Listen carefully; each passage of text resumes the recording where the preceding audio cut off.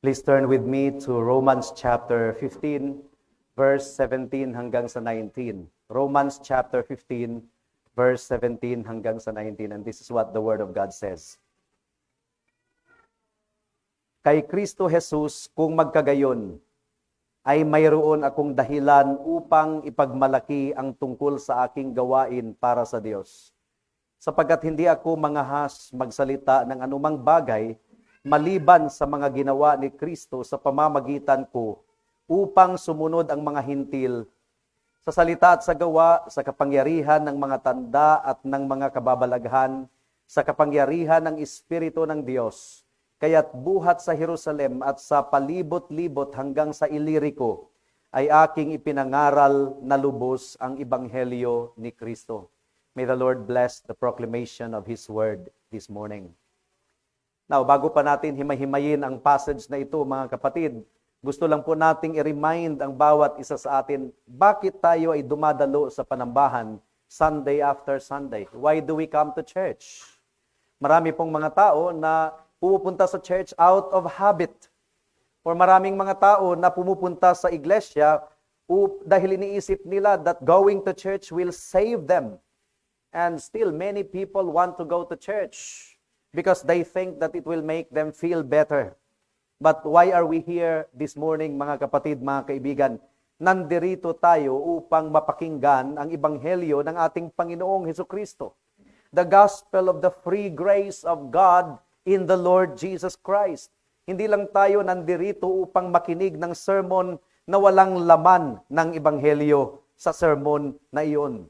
What else? Nandito po tayo upang sambahin ang ating buhay na Diyos. Sambahin ang ating Panginoong Hesukristo.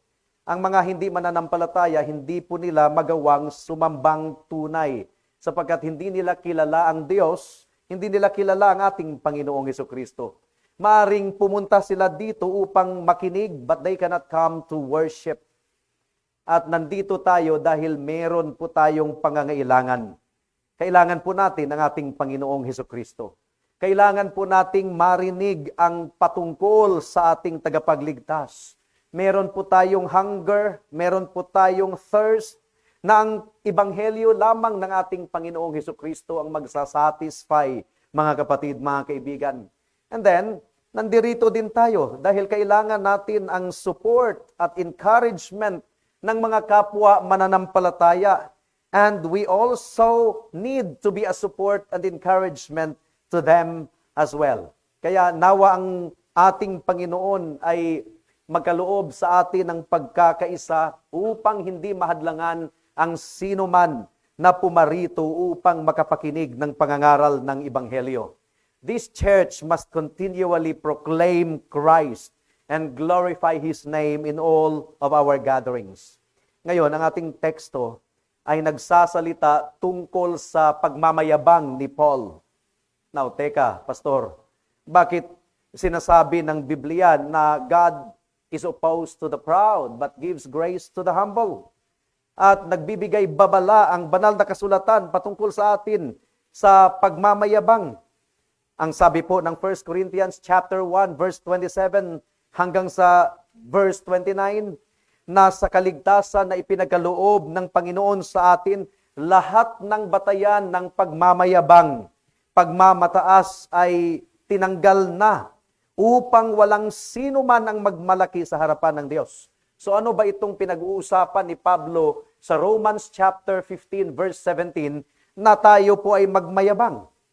Well, ang sabi po ni Paul dito, kay Kristo kung magkagayon, ay mayroon akong dahilan upang ipagmalaki ang tungkol sa aking gawain para sa Diyos. Ano ang ginagawa ni Pablo sa verse 17? Ginagawa niya precisely ang pinahihintulutan na gawin nating lahat.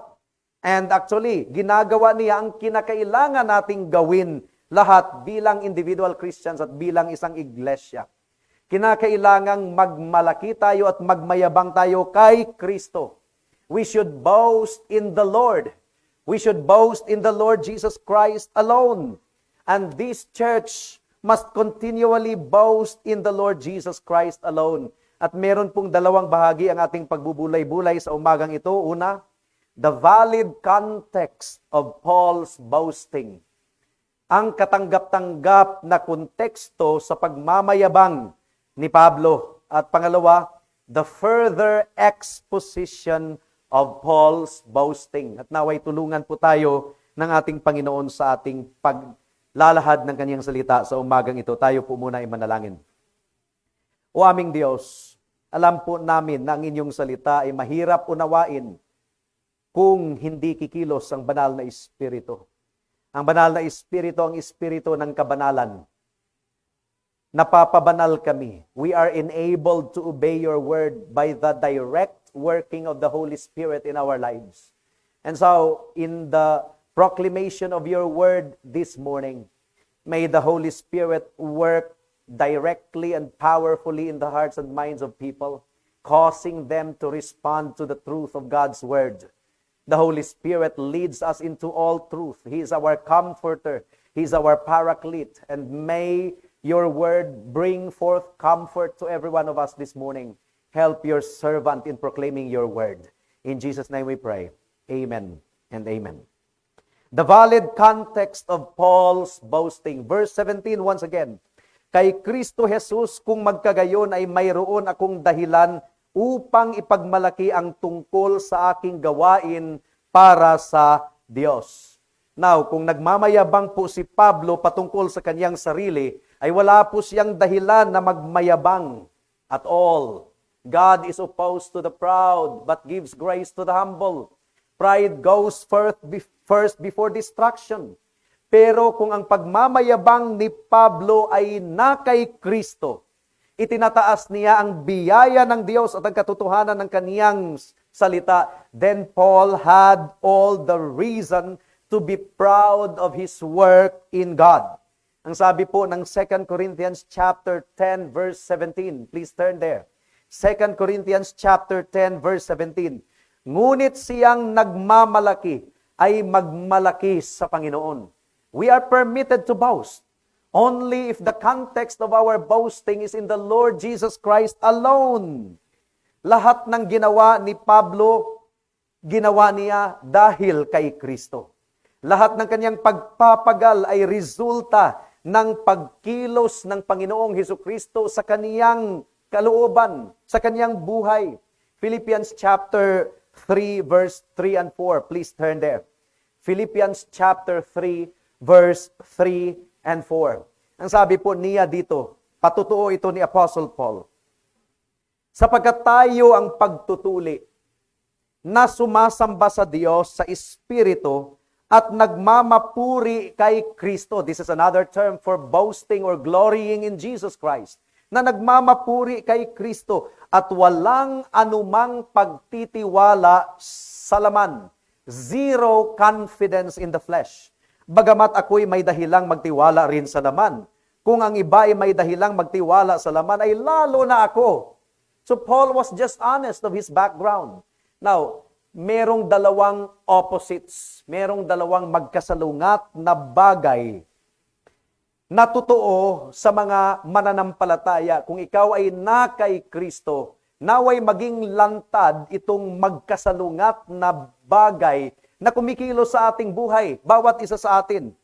Unang-una, ang isang mananampalataya ay nagmamapuri kay Kristo. He boasts in the Lord.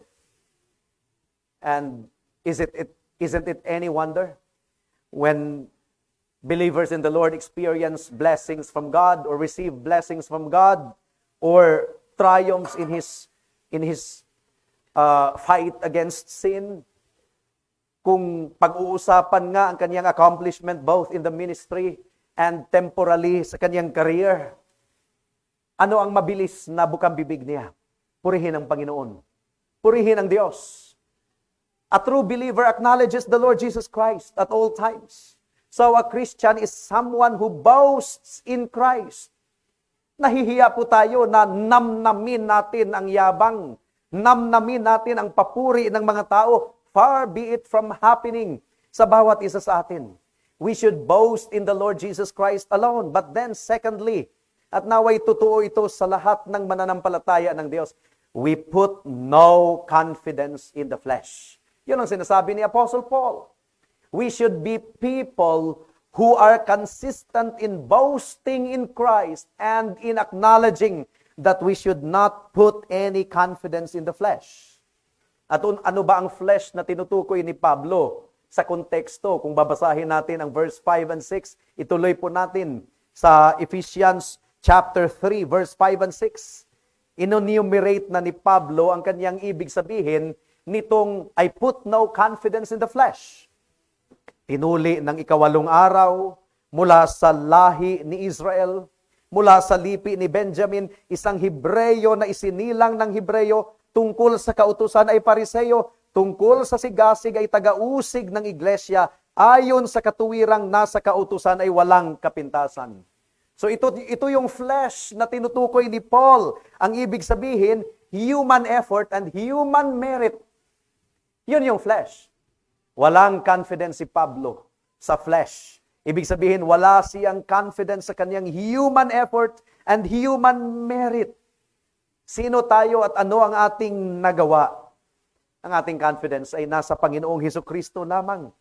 Kaya in general, mga kapatid, mga kaibigan, ay ipinapahayag ni Apostle Pablo na kung ano man siya at ano ang kanyang narating, ano ang kanyang nakamtan, ay ginagawa niya ito bilang resulta ng kanyang pagiging na kay Kristo. And this should be the testimony of all God's people all over the world. May the Holy Spirit enable us to be consistent in boasting in Him, in giving glory to His holy name, and in making us not confident in the flesh. There should be no confidence in the flesh. Well, unang-una, bakit si Pablo ay nasa gawain, nasa ministeryo? Pwede naman sanang niligtas lang siya ng Diyos, pero hindi siya ginamit ng Panginoon in a wider capacity. Or pwede naman na talagang hinatulan na siya ng Diyos. After all, he was a persecutor of the Church of Christ. But why was Paul in the ministry and why are we in the ministry? Why are we in our respective local churches, my dear friends? Ayon pa sa verse 15 ng Romans chapter 15, atras tayo ng konti, binigkas ni Pablo ang dahilan. Ang sabi dito, dahil sa biyayang sa akin ay binigay ng Diyos. Biyaya, grace. And that is why we are herald of grace. We should constantly herald the grace of God. Dahil sa biyayang sa akin ay ibinigay ng Diyos, all that Paul is and does is due to God's grace and God's grace alone. At ano yung biyaya? Ito yung pabor na ibinigay ng Diyos sa mga makasalanan na hindi karapat-dapat. Kaya ang biyaya ay maunawaan lamang natin kung ilalagay natin ito sa backdrop ng kasalanan ng tao at ang kanyang guilt sa harapan ng Diyos. At kung ano ang nararapat sa kanyang tunay, ang kapahamakan at ang paghahatol ng Diyos. Now, kung ipagpapatuloy po natin ang ating teksto, sino po ang nagbigay ng kalakasan kay Pablo sa kanyang gawain? Magagawa ba niya ang lahat ng mga iyon sa pamamagitan lamang ng kanyang natural na abilidad? Oh no. Verse 19, ang sabi po ng verse 19, sa kapangyarihan ng mga tanda at mga kababalaghan, sa kapangyarihan ng Espiritu ng Diyos. In other words, wala talagang kapangyarihan si Pablo. Hindi yon dahil sa kanyang kapangyarihan. Dahil kung nag-aral man si Pablo ng mga tricks, yun lang ang pinaka magagawa niya. Tricks, magic. Those magicians are just actually doing tricks. They are not doing magic at all. Kung titingnan natin, they are just doing tricks. But those were real miracles. Niloob ng Panginoon na si Pablo ay makakapag-perform ng mga signs and wonders. Niloob ng Panginoon, pero yung mga signs and wonders na yon ay nangyari sa pamamagitan ng kapangyarihan ng Espiritu ng Diyos. At ang purpose ng signs and wonders na yon ay upang i-gather ang mga tao, di ba, when the Holy Spirit, when there were signs and wonders in Acts chapter 2, all of the people flocked to listen to the sermon of Peter. Ang signs and wonders were to give validity to the message and the messenger. Pero noong ang mga crowds ay nagtipo na, Paul preached the gospel to them. Sapagkat, according to Romans chapter 10, verse 17, faith comes by hearing, and hearing through the words of Christ. At ang mga tao ay tumugon sa pagsisisi at pananampalataya sa pamamagitan ng kapangyarihan ng banal na Espiritu. Now, kung pag-aralan po natin ang church history, naunawaan talaga ng mga tao ng Diyos na itong mga signs and miracles ay specifically binigay ng Diyos sa apostolic age. No more, no less. And even the Apostle Paul, hindi po siya palaging gumagawa ng miracle. Meron siyang kasamahan sa paglilingkod na si Epaphroditus, if I'm not mistaken, na muntikan ng mamatay. Hindi naman po napagaling ni Pablo. Hindi po napagaling ni Pablo. Muntikan ng mamatay yun dahil sa kanyang karamdaman. Pero hindi po napagaling ni Pablo, meaning to say, limitado. It was a gift present during the apostolic age. If I'm not mistaken, it was Epaphroditus. I could be wrong. My memory fails at this time. So, although miracles existed in the apostolic age, but it was not the norm. And then it eventually faded as time went by. Because we are not supposed to rely upon signs and wonder, but we are supposed to stand on the Word of God, the finished revelation of the Scriptures. And speaking of miracle, talagang yung mga miracle na yun ay pervasive, public, undeniable, verifiable, and supernatural. When they spoke in tongues, nagulat yung mga tao. These men were Galileans and they are speaking our language. And so those miracles were public, undeniable, verifiable, and supernatural.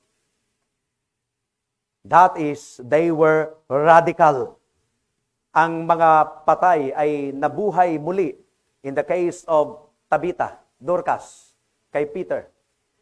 In the case of Paul na kinagat siya ng ahas at walang nangyari sa kanya, they were radical.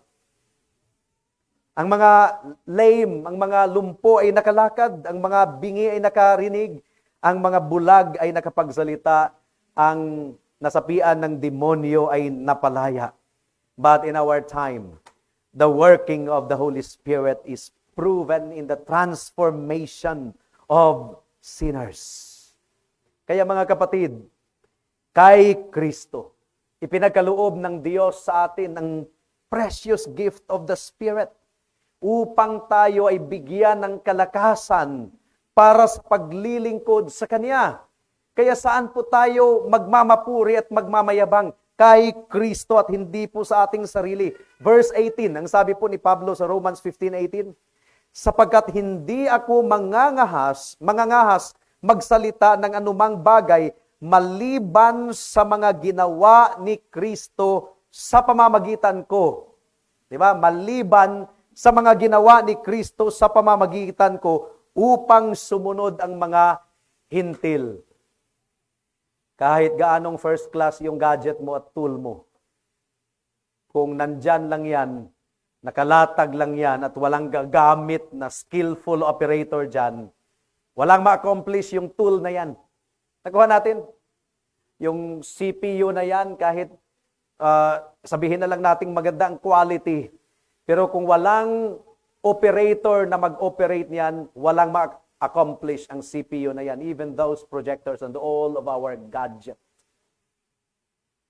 At kahit i-operate siya ng magaling na operator, kung depektoso yung gadget na yan, hindi rin makakapag-function. Kailangang i-repair. Nakuha natin.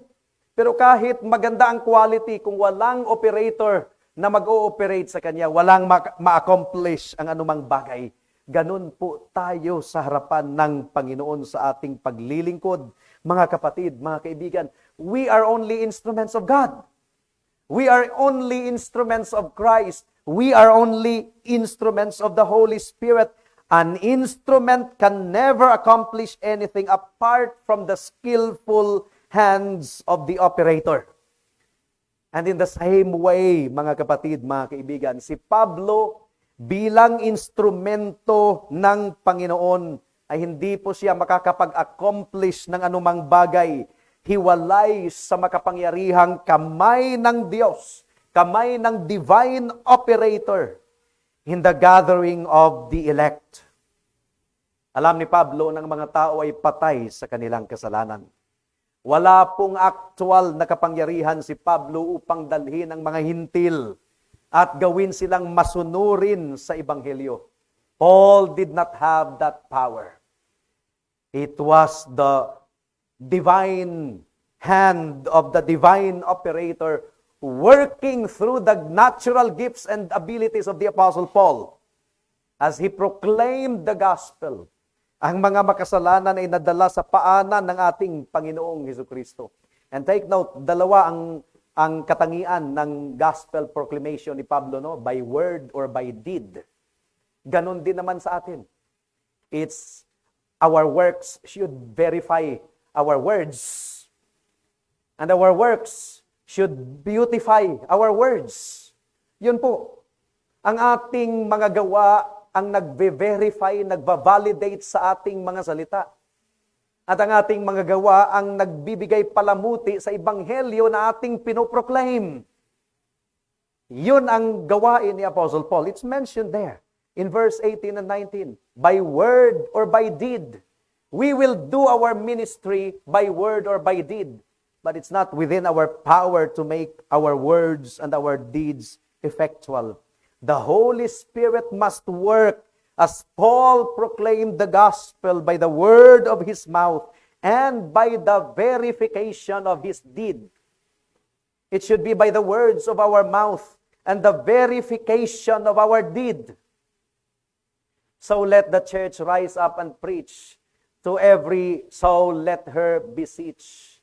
And for more souls for the Lord seek souls to reach by holy life and clearer speech, mga kapatid, mga kaibigan. Now, mahalagang alalahanin din natin na ang banal na Espiritu hindi lamang nagbigay ni Pablo hindi lamang nagbigay ng kalakasan kay Pablo. Ang gawain talaga ng banal na Espiritu is He makes the gospel effectual. He makes the gospel effectual. Tingnan natin yung patutuo ni Pablo as he proclaimed the gospel. 1 Corinthians chapter 2, verse 1 to 5. 1 Corinthians chapter 2, verse 1 to 5.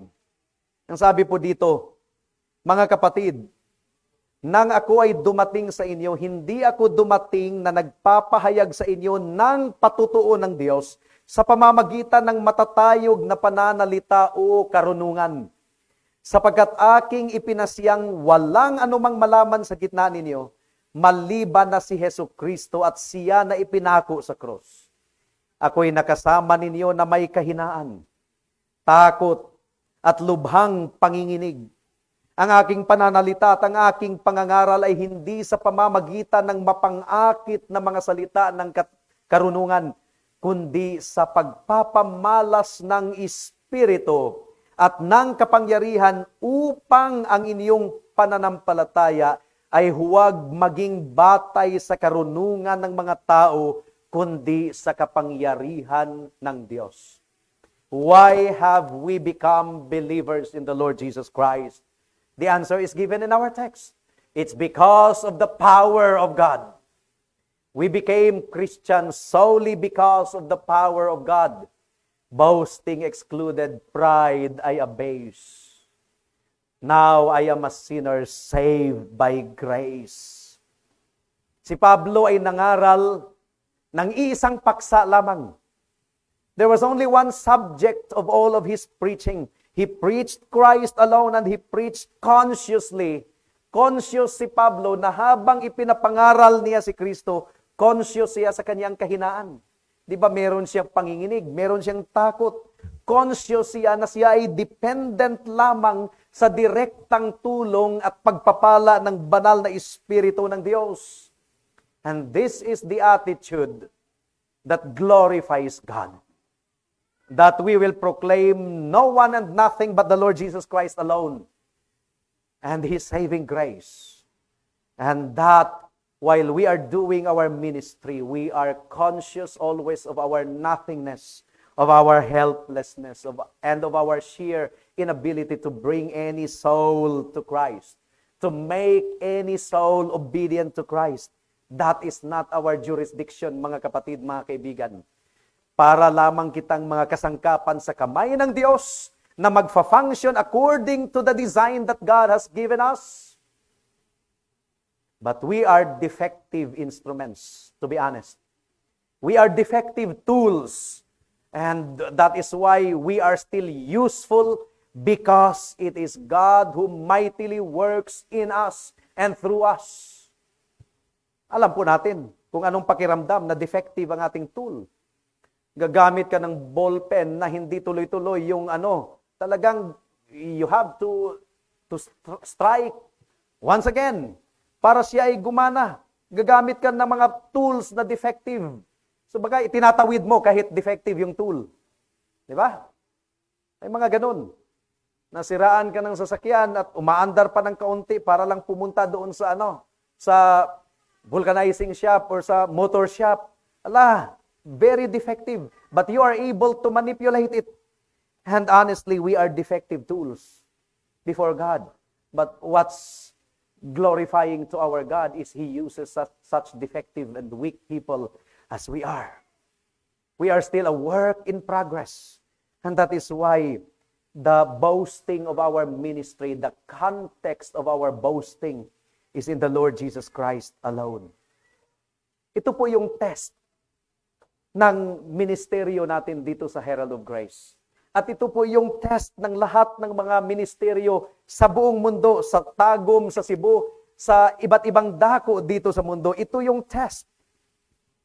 To preach Christ and Him crucified. To preach Christ alone and Him crucified. This is the supreme test of our labor and our efforts para sa kaluwalhatian ng Diyos at para sa kabutihan ng mga tagapakinig. Ipinapangaral ba natin fully ang ebanghelyo ng ating Panginoong Hesukristo? This is really vital. This is very important. Hindi tayo nandirito to play church, to discuss about curtains and air conditioning system and all of those things na dito na lang nakafocus ang ating atensyon. We are not here to play church. We are here to hear the gospel of Jesus Christ. We are here to hear the Lord Jesus Christ. At yun ang gagamitin ng Panginoon, hindi lamang sa pagtawag ng mga elect para sa kaligtasan, kundi upang patibayin ang iglesia ng ating Panginoong Hesukristo. This is the test of our ministry. Are we proclaiming Christ and Him crucified? And this is also the supreme test of our humility. Ipinapangaral ba natin si Kristo na conscious tayo sa ating kahinaan at sa ating utter dependence upon the direct help and blessing of the Spirit of God? So this is the supreme test of our motive and of our attitude. Are we doing the work of the ministry conscious of our weakness and of our dependence on the working of the Holy Spirit of God in our lives? Ayon pa kay Stuart Olyott, Olyott, Stuart Olyott. Sabi po niya, the power of Paul's ministry did not lie in his own gifts, accomplishments, intellect, or abilities. None of these things could take the credit. There was only one explanation for it all. God was with him. The Spirit of Christ had given him divine assistance and had blessed the work. In the growth of our church, none should take credit. Far be it from happening that the growth of our church should be ascribed to any other personality. It should be ascribed to God alone. Our boasting should be in the Lord Jesus Christ alone. So that's the first point. The context of Paul's boasting. And it should be the context of our boasting. We boast in the Lord Jesus Christ. We boast in the power of the Holy Spirit. We boast in the efficacy of the Word of God. Pangalawa, the further exposition of Paul's boasting. Nasaksihan po ni Pablo ang makapangyarihang kamay na kumikilos sa pamamagitan niya. Verse 18 yan. Ano ang mga nasaksihan ni Pablo? Well, a large percentage of the New Testament was written by Paul. Totoo, hindi? Pagkilos siya ng banal na espiritu, he labored more than all of them all. He wrote a large percentage of the New Testament. Sino pa ba sa mga apostol ng ating Panginoon ang na-record na nakapag-missionary journey? Si Pablo ang humayo sa iba't ibang mga lugar 3 beses, 3 missionary journeys.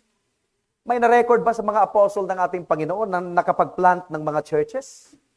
Through the ministry of Paul, numerous churches were planted. Multitudes of people were brought to faith and transformed through his preaching of the gospel. Dinala ni Pablo ang Christianity na largely Jewish ang background. He carried it to the world, to the known world during his time. Ang impluensya ni Apostle Paul sa buhay ng maraming mananampalataya sa early church at maging hanggang ngayon because a vast percentage of the Old Testament was written by Paul ay hindi natin maaring i-overestimate. But again, alam po ni Pablo na ang kanyang na ang kapangyarihan na kumikilos sa kanyang gawain ay hindi sa kanya. It was the work of God working through him. There was a time na si Pablo ay nagmapuri sa kanyang natural ability. Napakadakila ng kanyang heritage, ng kanyang background. He was born of the tribe of Benjamin. Pagdating sa kanyang educational qualification, first class. He was educated under Gamaliel. Pagdating sa kanyang Jewish credential, naglingkod siya bilang Pariseo.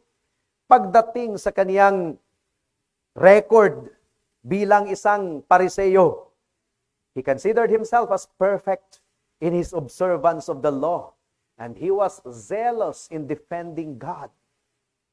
Pero noong matapos niligtas ng Diyos si Pablo, inadvertise pa rin niya ang kanyang confidence in the flesh.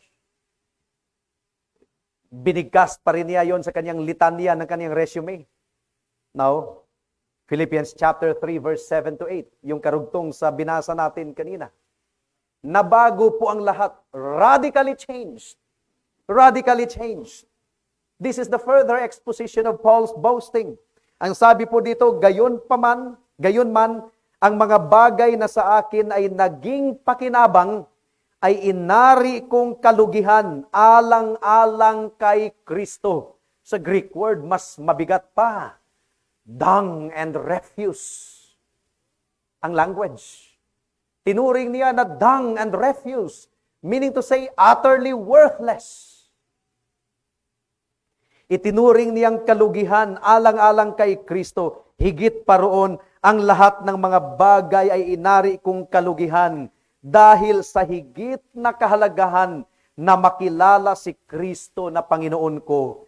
Alang-alang sa Kanya ay tiniis ko ang kalugihan ng lahat ng mga bagay at inari kong basura lamang upang makamit ko si Kristo. Basura, dung and refuse. Kalugihan. Now, kay Kristo, ang confidence ni Pablo was in the mighty power of God working through the gospel. Through the gospel. Dynamite, dynamo. Iyon ang in-employ ni Pablo sa kanyang gawain. Romans 1:16. Kaya hindi natin dapat ikahihiya ang ebanghelyo. How can we be ashamed of the gospel, which is the power of God unto salvation to those who believe?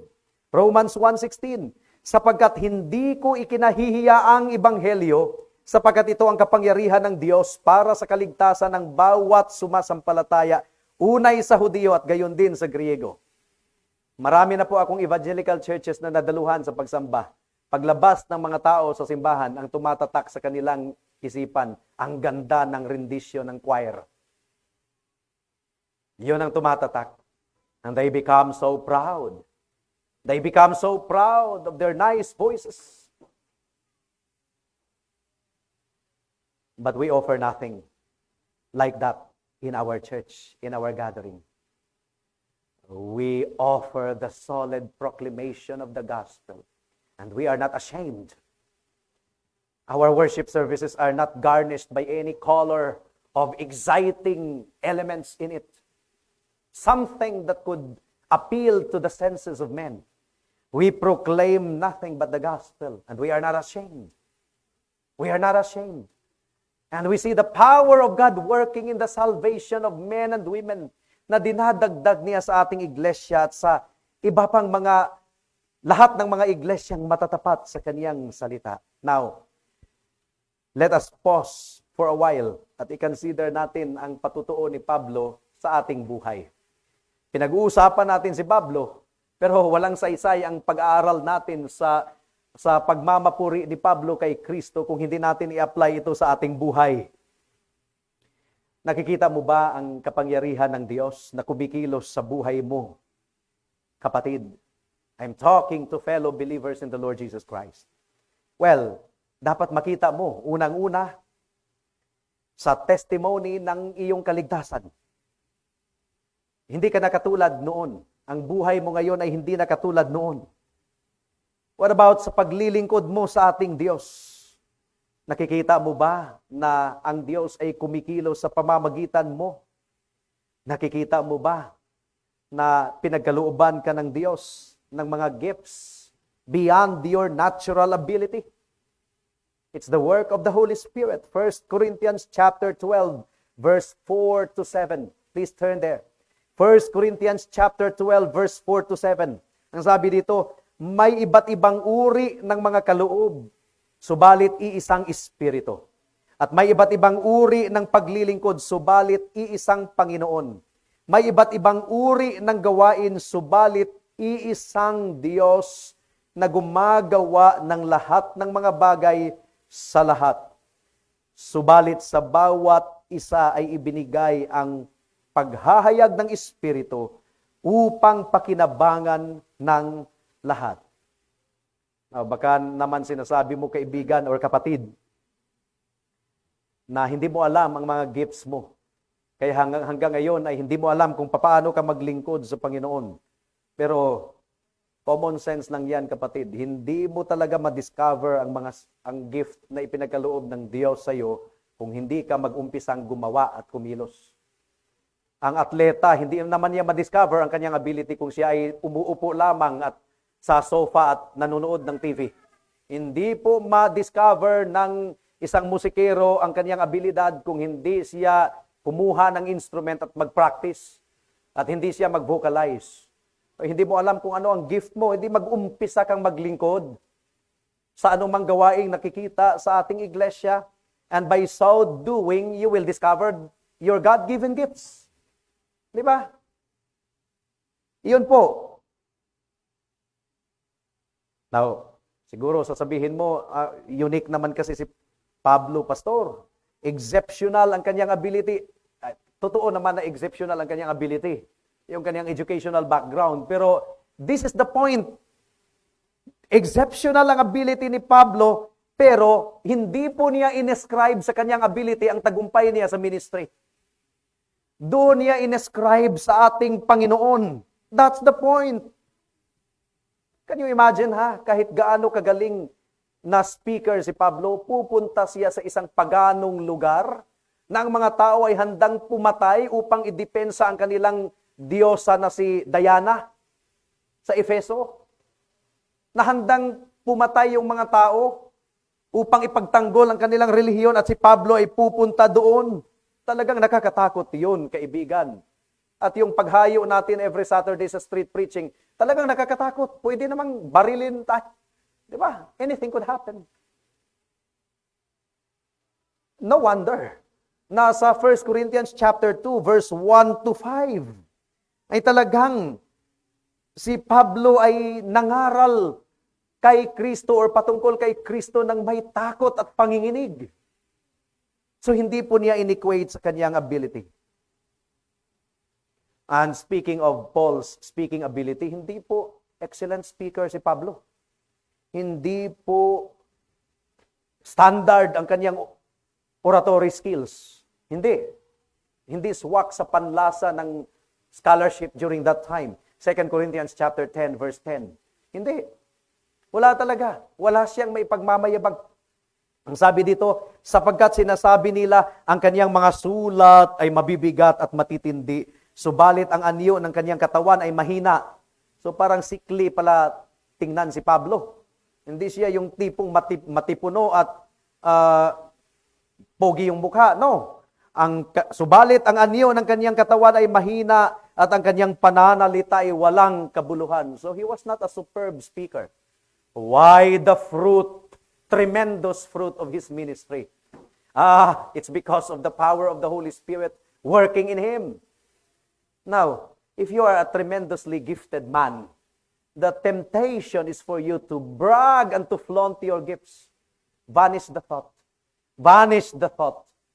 Your ministry will become dead on the spot if you will rely on your ability, mga kapatid, mga kaibigan. Now, banish the thought. Nakakapangilabot kung i-ascribe natin sa ating abilidad ang ating gawain. Now, what about the eyesight of the Apostle Paul? Ang kanyang eyesight was terrible. Terrible. Meron siyang sakit sa mata. And what about the thorn in the flesh? Ano man yung thorn in the flesh na kanyang tinutukoy, it was a continuous reminder kay Apostle Paul that in spite of his weakness, God is able to work mightily in him and through him.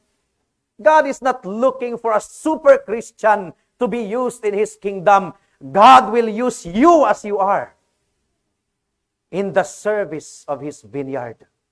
Whatever gift that God has given you, God will use you as you are.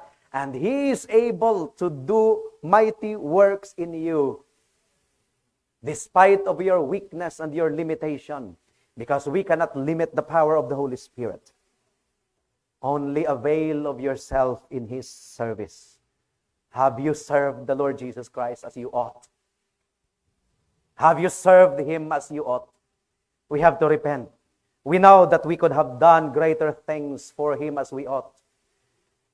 But we have become so selfish in our time, talent, and resources. May the Lord cause us to repent. Ayon pa kay F.F. Bruce, if his ministry was so effective despite his physical weakness, then the transcendent power was manifestly God's, not his own. The transcendent power was manifestly God's, not his own.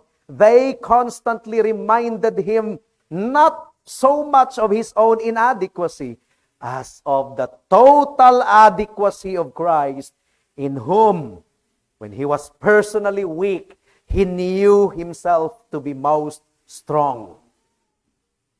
At kung i-review natin ang kasaysayan ng Biblia, gano'n naman talaga, ginamit ng Panginoon ang mga mahihinang individual.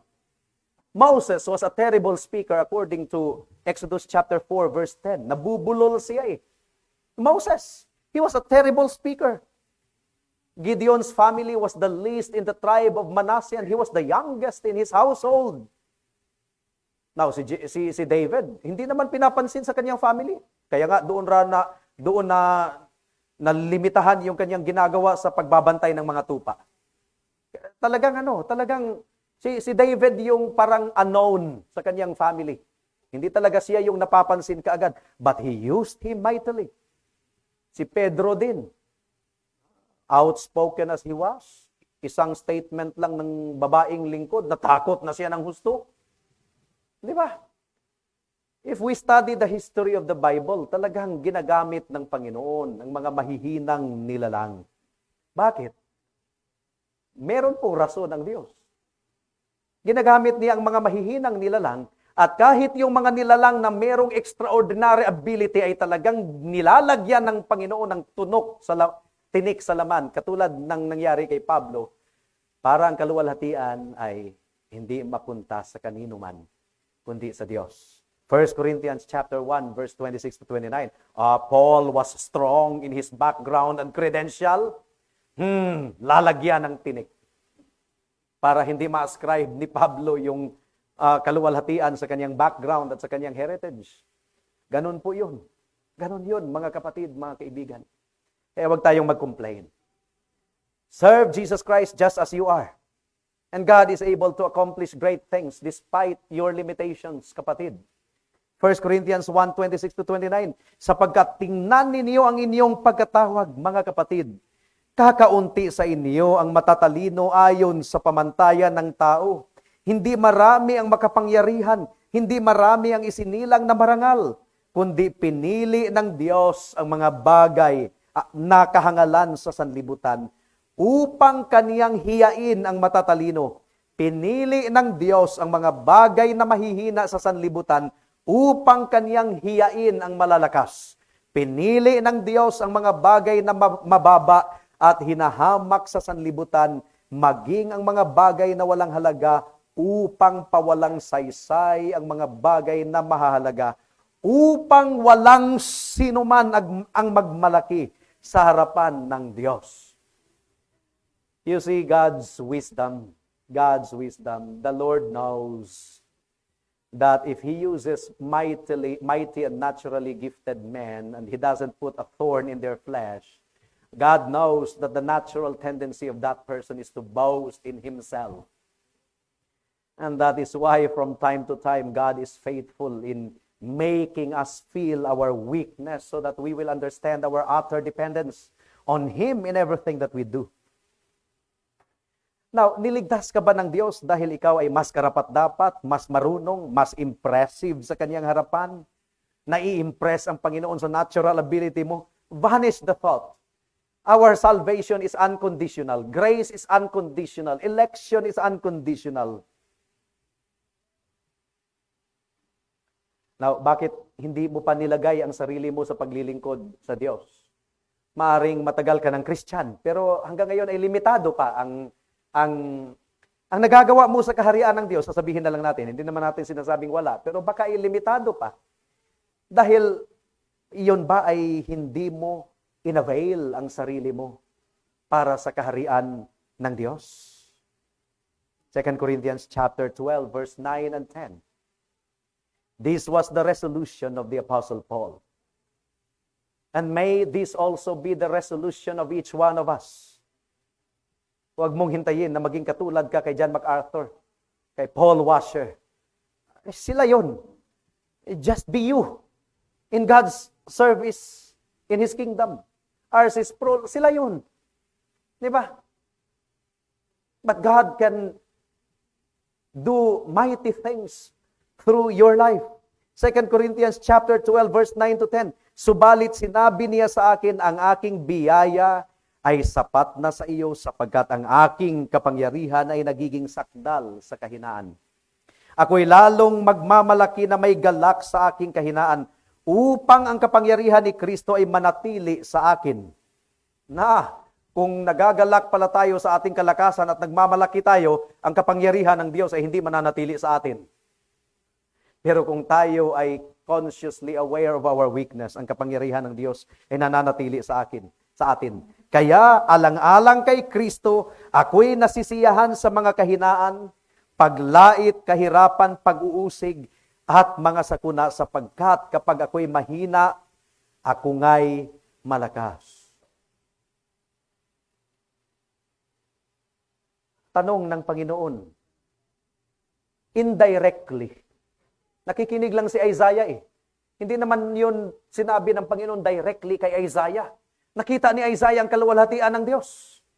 And then nagtanong ang Panginoon, whom shall I send? Ano ang reply ni Isaiah sa chapter 6, verse 8? Ang sabi dito, at narinig ko ang tinig ng Panginoon na nagsasabi, sinong susuguin ko at sinong hahayo para sa akin? Nang magkagayoy sinabi ko, narito ako, suguin mo ako. Naway narinig mo ang tawag ng Panginoon sa buhay mo, kapatid. that you will really avail yourself in the service of the King. And that you have been a Christian for so long, but somehow your service to our King is limited. For some reasons. Nawa ay kinonvict tayo ng Panginoon ngayon.